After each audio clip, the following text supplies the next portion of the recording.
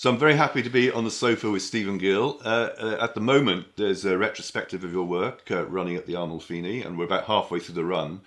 Tell me, Stephen, a bit about the whole process of you doing this exhibition, and has it given you this chance to sort of look back at your photographic career and come to some conclusions? Yeah, it's been a long process, sort of wading through not just all of my work, but the times that we've been living in, these quite extreme times with COVID and Brexit and everything else. And so I think it's been the most intense 2 years. And as you say, for a change, stopping and looking the other way, looking backwards over like a 35-year period. So it was, it was a kind of quite emotional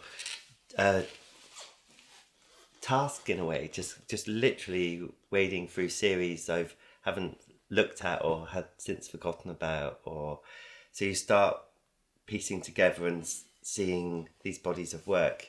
And what do you think you learned about yourself as a photographer through this process? So much. I think the first thing I understood is that I've actually travelled very little distance in some ways. I mean, you could say I've gone full circle. I mean, there's echoes of what I was doing as a 12 or 13-year-old in the work I've been doing today. And so in some ways, there's this movement, and you're responding and seeing things and responding to subjects in a different way, but maybe sometimes the approach or your relation has changed, or your approach has changed, but maybe the things that still intrigue you or you're still grappling with are the same thing.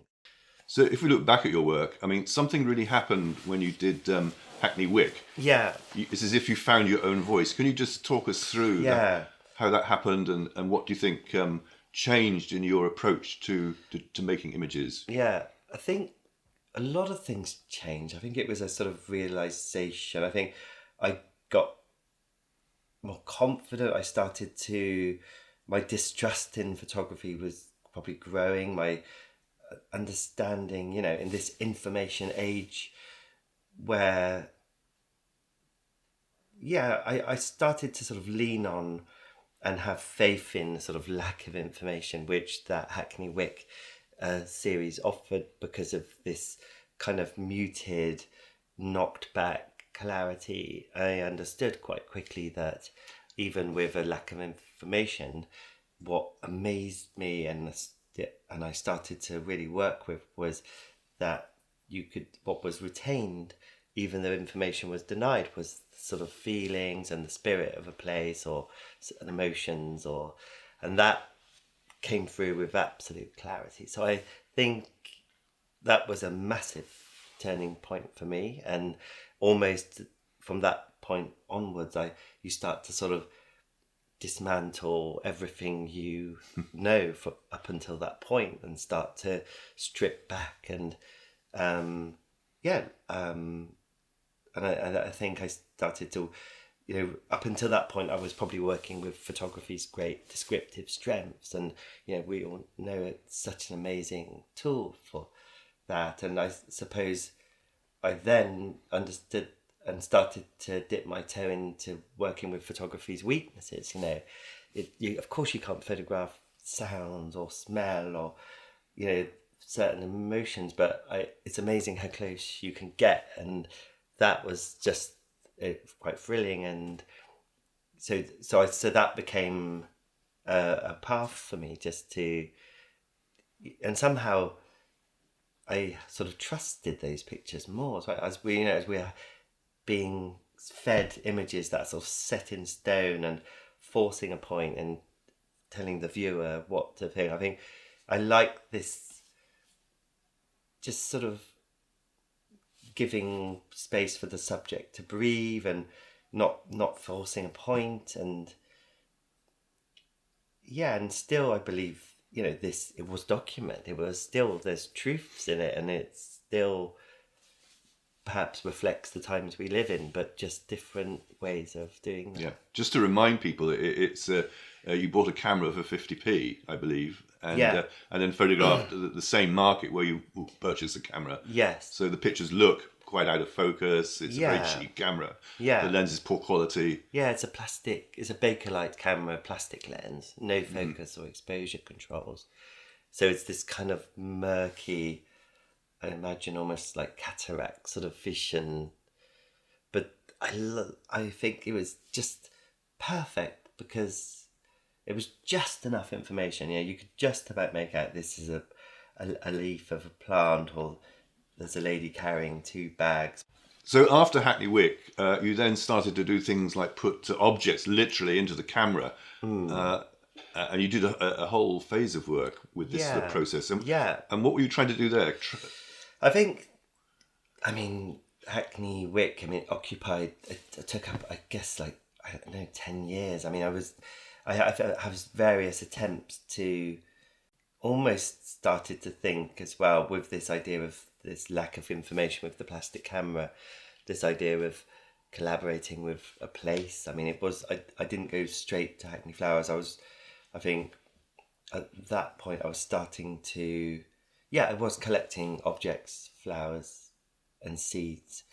And also I was starting to bury C-type prints in the ground, hoping the place itself would make its mark, and with this idea that you're sort of collaborating with place. So it's, you're kind of steering the pictures, but ultimately you have no idea where they would land, and because the place itself would leave its mark and change the aesthetic slightly. And then I started to wonder if it was possible to make pictures that wasn't just a description or interpretation of place, but try to grasp what a place feels like over what it looks like. And do you think you succeeded in getting that feeling across then? To some extent, I think on a personal level, I was making pictures that married with my frame of mind or how I felt about London at that time, and so it's kind of, I would say it was probably a direct mirror of how I felt, or that intense inner city life. These are quite chaotic pictures, but there's a kind of harmony within them, but it's just, for me, it's like an extraction. I've always thought of it as you're extracting a feeling of place, or extracting things from a place, and the pictures are quite disorientating. There's this confusion of scale, something, and in a way you're sort of building pictures. So after shooting and working and collaborating, if you like, with Hackney for many years, you decide to move to Sweden with your family. Yeah. What initiated that idea of the move? A few things. There was a health issue. I was not in the best of health at the time. Spending more time, not that I wasn't, but quality time with my family.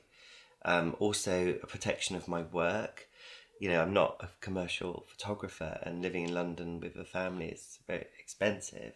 So it was a kind of protection of the work as well, hoping that I could continue to make self-initiated projects, which I have been fortunate have done for 30 years or something, without having to do sort of advertising or corporate work. So it was a health, family, protection of the work.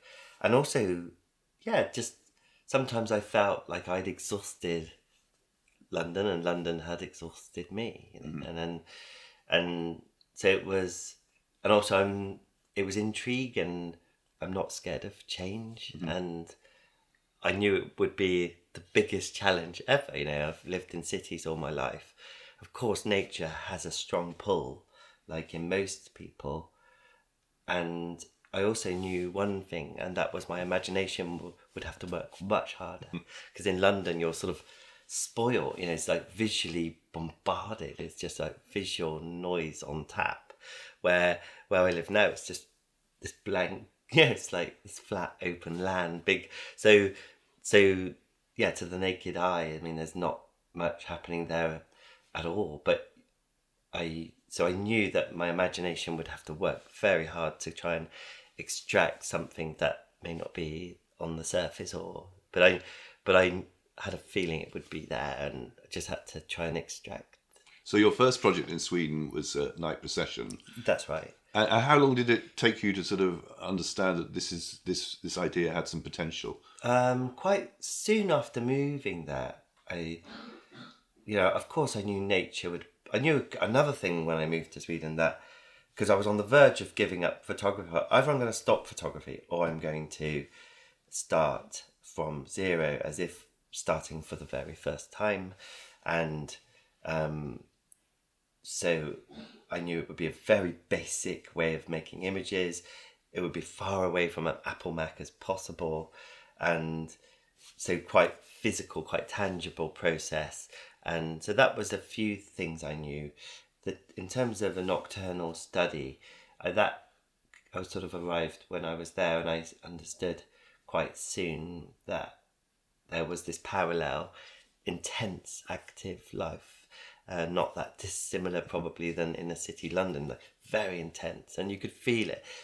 Whilst we were sleeping, there's this other parallel life, and I was so keen to sort of dip my toe in and investigate that. And so just to explain, this is where you set up cameras in a wood, and as the animals or birds went by, it would trigger the picture with a flash, very often. Infrared flash. And these images, you would then come back a few days later, and did you come every day or? Every morning I would go back usually, and yeah, so it was partly these cameras, but only, not all, but it was primarily, made up of this idea that, you would create these kind of potential, or compose these empty rectangles with the hope that something would pass or something, and amazingly it always did.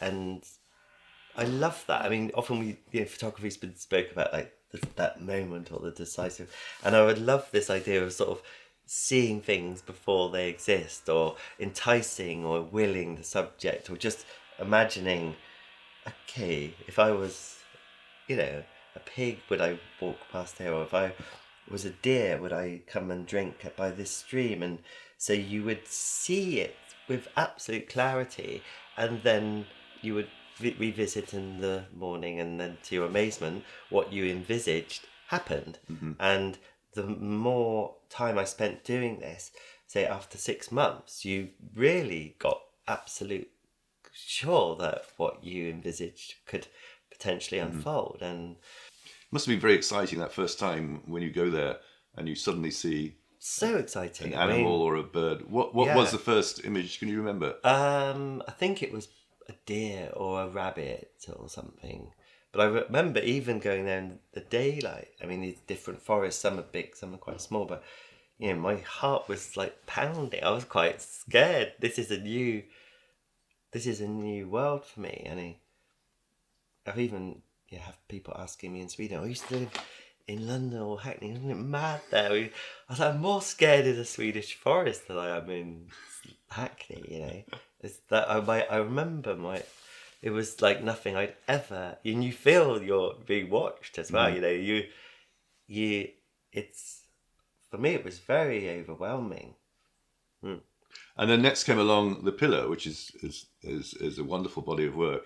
Yeah. Just to explain to anyone who doesn't know this, you put a pillar out in very near to your house. Yes. And then another pillar with a camera on, so any time a bird landed on the pillar, a picture would be taken. Yeah. So how did this come about? I mean, why did you suddenly do this? Because you've been previously working in the forest, and then suddenly you're out in the open countryside in a field. Yes. There's no question it sort of echoes a little bit back to one of my first ever photographic experiences, or ever, was photographing birds as a 12-year-old with a long cable release on bird tables. So I think there's, birds were probably, and pond life, a catalyst for my early photographic studies, or the earliest one. So that's always been deep within me. I thought to myself I would experiment and see if it would be possible to funnel the birds out of the sky, and that really made sense to me. You've got this like trying to bring it down to one point, like a upside down pyramid, and so I suppose, like a lot of things that I think of, I tend to get things out of my system quite quick. I think them and react quite quickly, and I never question them or talk myself out of things like this could be amazing. I mean, I know sort of think, oh, is it a good idea? Will I like it? Will other people? I'd rather just get things out of. On that, often I like that, and there's a momentum. I tend not to verbalize things. I always go from the mind straight to making work and try to bypass words, because often words, as you know, they sort of add a weight or start to suffocate. And then I asked the local farmer if I could put a pillar in his field as an experiment, and as you say, another pillar opposite, and thinking of this pillar, which has a 6 centimetre diameter, as a sort of stage, really, or a platform. And interestingly, you didn't focus on the pillar itself. Yeah. You focused behind that. Yeah, I focused behind. I went deliberately in from the focal restrictive range. I deliberately photograph into the arc of the sun. All the things that you're told not to do. But it's almost, again, I didn't want to lean on things that we lean on, what is considered good photography. It was almost like I wasn't dumbing down either. It's just wanting to lean. It was more the idea of leaning on lines and shapes and feeling. I was confident the feeling or the personality of these birds, would be omitted, or and it worked. They were all a bit wrong. They were, in a way, it's a bit like anti-nature photography, or anti-nature photography as we know it. I wasn't sort of deliberately kind of putting a spanner in the works, but I knew that often with nature photography, we know there's, as much as things are enhanced and you can see every feather and something is lost with clarity. There's no question about it. You lose some feelings, and we think we're gaining with this hyper clarity, but actually we're suppressing, and something is being lost. So with that understanding, I worked in that way. And also the images themselves were all a bit wrong. They were like contortionist. They weren't settled fully. They were sort of half falling off the pillar, and I like those pictures. And interestingly, and I've spoken about this before, but when you assemble pictures that are all a bit offbeat, or something's all a bit wrong, then you can create this new harmonies, providing everything is offbeat. And weirdly, the pictures that are the sort of glitches in the series are the ones that are more settled, and like there's a picture of a sparrow and a couple of others. They become the sort of blips, really. So have you shown these images to the bird watching fraternity? I was a bit worried too at first, because the rules and regulations on unmanned cameras in Sweden are a bit of a grey area, even on private land. So I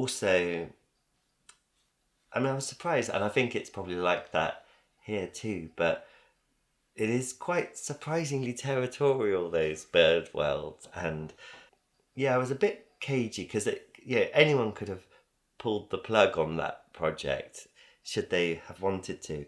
And once you're 3 or 4 years in to something, I was being very careful not to show too many people, because it would have been would have been the most painful thing to have it shut down for one reason or another. I quite like, some of the people think it's the worst bird pictures they've ever seen, and I knew it would offend a lot of bird photographers, and it did, and that's good. We take this as a compliment. Yeah. And then finally, you did this project called Please Notify the Sun. Yeah. And it's here where I think you went out and caught a fish In Sweden, yeah. in Sweden with your daughters. And then over a period of, say, what was it? How long? 10 weeks. 10 weeks.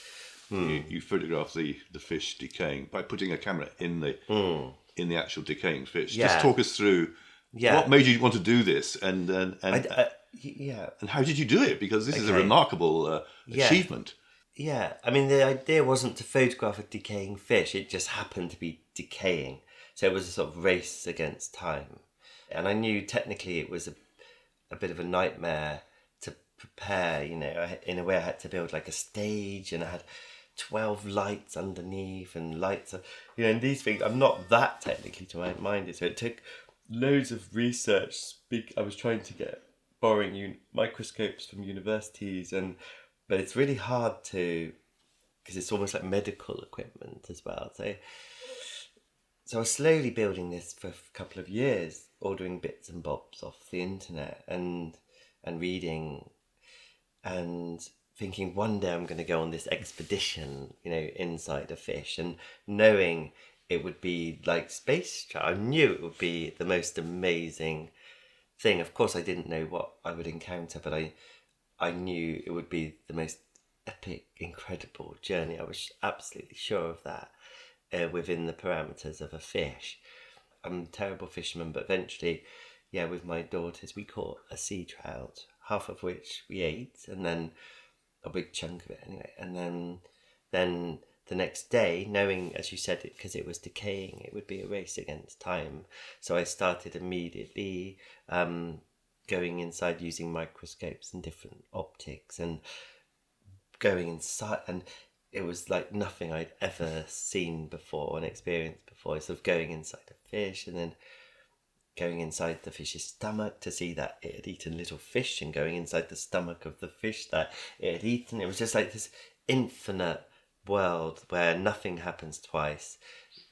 The slightest nudge of a microscopic slide would be like the distance between, you know, England or London and Scotland. It's like you could never trace your steps backwards. You could never think, oh, I'm going to look at that after lunch and come back. You would never find it. I mean, it was so vast. I mean, so that was, and you're seeing things that you can't believe. Of course, you're projecting as well.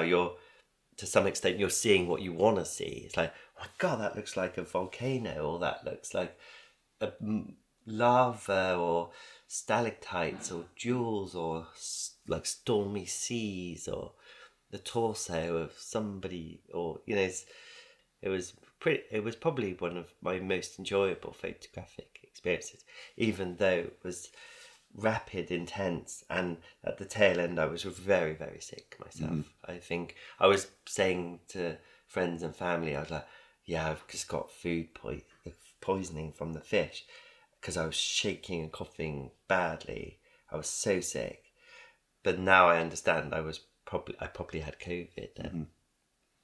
So you've been working very hard and intensely the last 2 years, and now you're in Bristol today, obviously, but you're going back to Sweden. Yeah. What are you going to do with this time when suddenly you haven't got this huge project actually on top of you? But I've had huge projects for 30 years. I mean, I haven't stopped, as you know, which I'm not complaining. It's been great, and it's been great for my work, maybe not so good for my health.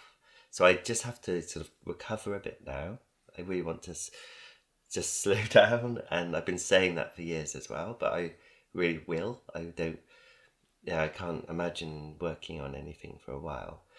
You know, it's been a whirlwind of activity, just to kind of get things slightly back in order. I mean, this show is like a 300 picture show. I've just done a 624 page catalogue and life, and, you know, just I feel that I need to just kind of zero everything, and